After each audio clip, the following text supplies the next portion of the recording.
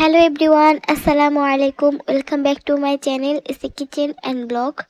আজকে আমি আপনাদের সাথে শেয়ার করব একটি নতুন ভিডিও। অনেক দিন যাবৎ একটু অসুস্থ থাকার কারণে আপনাদের সাথে ভিডিও শেয়ার করতে পারছিলাম না। তো আজকে আমি আপনাদের সাথে একটি নতুন ভিডিও শেয়ার করব। এটা হচ্ছে আমাদের ছাদের গাছগাছালি নিয়ে। তো আমাদের ছাদে কী কী গাছ আছে, কী কী ধরনের পাখি আছে এবং কী কী ধরনের ফুল গাছ আছে, সেগুলো আজকে আপনাদের সাথে শেয়ার করব। প্রথমে এই সাইড থেকে ভিডিও করা শুরু করছি।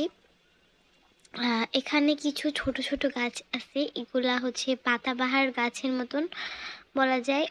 আমি আসলে সব গাছের নাম জানি না, তো এই বড় গাছগুলার নাম যেহেতু জানি এগুলো আগেই দেখাচ্ছি। প্রথমে যে গাছটা দেখলেন ওটা হচ্ছে সজনে ডাঁটার গাছ। তারপর দেখতে পাচ্ছেন এখানে যে দেখতে পাচ্ছেন এটা আর সজনে ডাঁটার গাছ।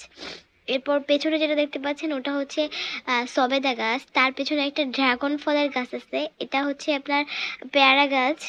এই সাইডে একটা আনারস গাছ আছে, এই যে এটা আনারস গাছ।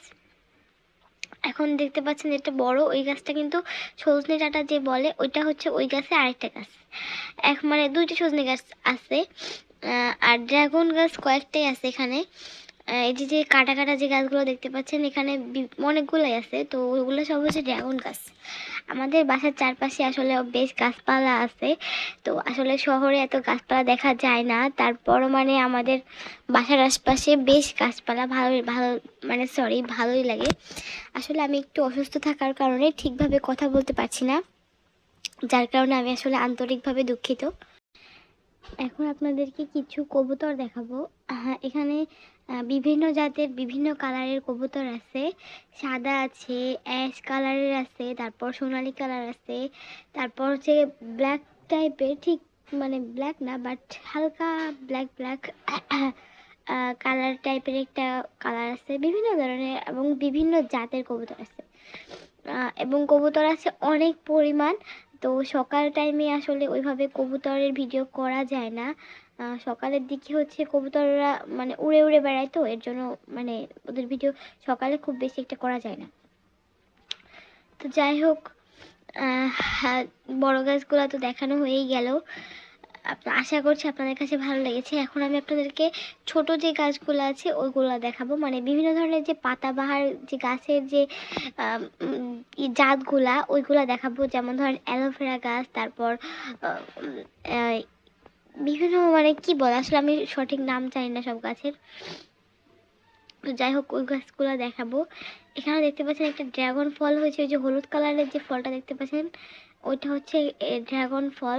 ফার্স্টের দিকে এরকম থাকে, এই যে আরেকটা দেখতে পাচ্ছেন এখানে আরেকটা ড্রাগন ফল আছে। প্রথমে হচ্ছে এরকম থাকে, এরপর আসলে আস্তে আস্তে পেকে লাল হয়, তারপর হচ্ছে আমাদের খাওয়ার মানে একদম উপযুক্ত হয় আর কি। এখানে কিছু ফুল গাছ আছে, এই গাছটা তো সবাই চেনেন, নয়নতারা গাছ। এর নিচে একটা কাটা ফুল গাছ আছে। তাছাড়া আরও অনেক ধরনের হচ্ছে পাতাবাহার গাছ আছে। এই ফুলটা আসলে সবারই পরিচিত, খুবই পরিচিত। তবে আমার বেশ ভালো লাগে এই ফুলগুলো দেখলে, মানে ছোটোকালের কথা মনে পড়ে যায়। ছোটোকালে এই গাছগুলা হচ্ছে সব বাসায় দেখতে পারতাম, মানে সব বাড়তে বাড়তে এই ফুলগুলা, মানে মাঝখানে একটা সময় ছিল যে সময় এই ফুল গাছটা সবাই খুব বেশি পছন্দ করতো, নয়নতারা ফুল। সবার বাসায় বাসায় এই ফুল গাছটা দেখা যেত। তো যাই হোক, এরপর যে ফুলটা দেখাবো এই ফুলটা হয়তো আপনারা সবাই চিনবেন না, তবে কিছু কিছু কেউ কেউ মানে চিনতে পারেন। এটা হচ্ছে আমি এই ফুলটার নাম আসলে সঠিক বলতে পারবো না। ক্যাকটাস একটা গাছ, এই ক্যাকটাস গাছেই এই ফুলটা ফুটে। তো ক্যাকটাস ফুল বলা যায়, আমি আসলে এক্স্যাক্টলি যে নামটা ওইটা জানি না। হ্যাঁ, কালারটা খুবই সুন্দর এবং দেখতেও খুবই সুন্দর। ক্যামেরায় আসলে কেমন লাগছে বুঝতে পারছি না।